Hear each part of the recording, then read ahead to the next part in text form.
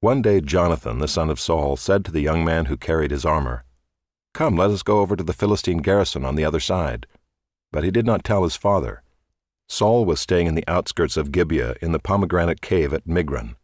The people who were with him were about 600 men, including Ahijah the son of Ahitub, Ichabod's brother, son of Phinehas, son of Eli, the priest of the Lord in Shiloh, wearing an ephod.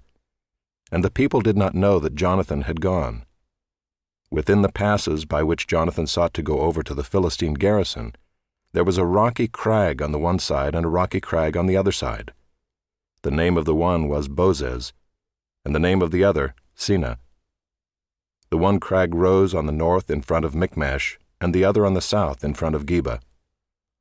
Jonathan said to the young man who carried his armor, "Come, let us go over to the garrison of these uncircumcised. It may be that the Lord will work for us, for nothing can hinder the Lord from saving by many or by few." And his armor-bearer said to him, "Do all that is in your heart, do as you wish. Behold, I am with you heart and soul." Then Jonathan said, "Behold, we will cross over to the men, and we will show ourselves to them. If they say to us, 'Wait until we come to you,' then we will stand still in our place, and we will not go up to them. But if they say, 'Come up to us,' then we will go up, for the Lord has given them into our hand, and this shall be the sign to us." So both of them showed themselves to the garrison of the Philistines. And the Philistines said, "Look, Hebrews are coming out of the holes where they have hidden themselves." And the men of the garrison hailed Jonathan and his armor-bearer and said, "Come up to us, and we will show you a thing." And Jonathan said to his armor-bearer, "Come up after me, for the Lord has given them into the hand of Israel." Then Jonathan climbed up on his hands and feet, and his armor-bearer after him. And they fell before Jonathan, and his armor-bearer killed them after him. And that first strike which Jonathan and his armor-bearer made killed about 20 men, within, as it were, half a furrow's length in an acre of land. And there was a panic in the camp, in the field, and among all the people. The garrison and even the raiders trembled, the earth quaked, and it became a very great panic. And the watchmen of Saul and Gibeah of Benjamin looked, and behold, the multitude was dispersing here and there. Then Saul said to the people who were with him, "Count and see who has gone from us." And when they had counted, behold, Jonathan and his armor-bearer were not there. So Saul said to Ahijah, "Bring the ark of God here." For the ark of God went at that time with the people of Israel. Now while Saul was talking to the priest, the tumult in the camp of the Philistines increased more and more. So Saul said to the priest, "Withdraw your hand." Then Saul and all the people who were with him rallied and went into the battle. And behold, every Philistine's sword was against his fellow, and there was very great confusion. Now the Hebrews who had been with the Philistines before that time, and who had gone up with them into the camp, even they also turned to be with the Israelites who were with Saul and Jonathan. Likewise, when all the men of Israel who had hidden themselves in the hill country of Ephraim heard that the Philistines were fleeing, they too followed hard after them in the battle. So the Lord saved Israel that day, and the battle passed beyond Bethaven. And the men of Israel had been hard pressed that day, so Saul had laid an oath on the people, saying, "Cursed be the man who eats food until it is evening, and I am avenged on my enemies." So none of the people had tasted food. Now when all the people came to the forest, behold, there was honey on the ground. And when the people entered the forest, behold, the honey was dropping, but no one put his hand to his mouth, for the people feared the oath.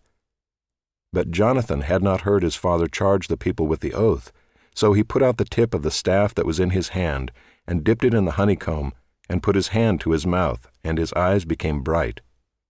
Then one of the people said, "Your father strictly charged the people with an oath, saying, 'Cursed be the man who eats food this day.' And the people were faint." Then Jonathan said, "My father has troubled the land. See how my eyes have become bright because I tasted a little of this honey. How much better if the people had eaten freely today of the spoil of their enemies that they found.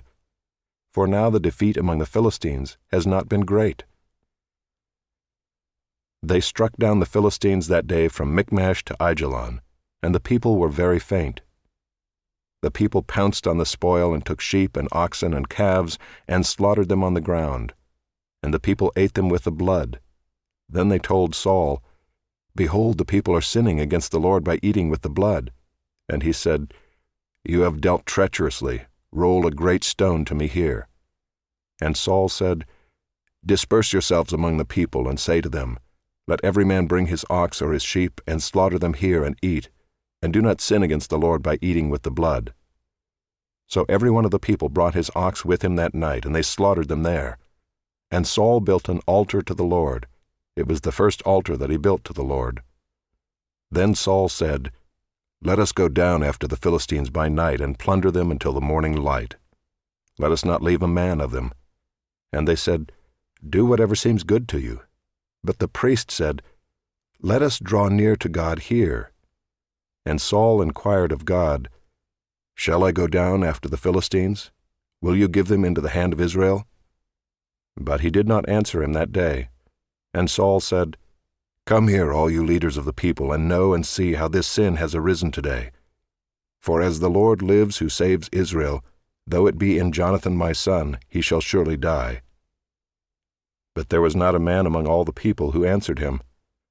Then he said to all Israel, "You shall be on one side, and I and Jonathan my son will be on the other side." And the people said to Saul, "Do what seems good to you."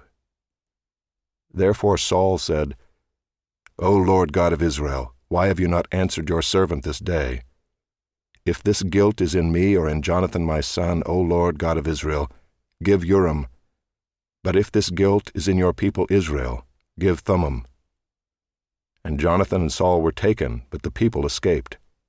Then Saul said, "Cast a lot between me and my son Jonathan." And Jonathan was taken. Then Saul said to Jonathan, "Tell me what you have done." And Jonathan told him, "I tasted a little honey with the tip of the staff that was in my hand. Here I am, I will die." And Saul said, "God do so to me and more also. You shall surely die, Jonathan." Then the people said to Saul, "Shall Jonathan die who has worked this great salvation in Israel? Far from it. As the Lord lives, there shall not one hair of his head fall to the ground, for he has worked with God this day." So the people ransomed Jonathan so that he did not die. Then Saul went up from pursuing the Philistines, and the Philistines went to their own place. When Saul had taken the kingship over Israel, he fought against all his enemies on every side, against Moab, against the Ammonites, against Edom, against the kings of Zobah, and against the Philistines. Wherever he turned, he routed them. And he did valiantly and struck the Amalekites and delivered Israel out of the hands of those who plundered them. Now the sons of Saul were Jonathan, Ishvi, and Malchishua. And the names of his 2 daughters were these. The name of the firstborn was Merab, and the name of the younger, Michal. And the name of Saul's wife was Ahinoam, the daughter of Ahimaaz. And the name of the commander of his army was Abner the son of Ner, Saul's uncle. Kish was the father of Saul, and Ner the father of Abner was the son of Abiel. There was hard fighting against the Philistines all the days of Saul. And when Saul saw any strong man or any valiant man, he attached him to himself.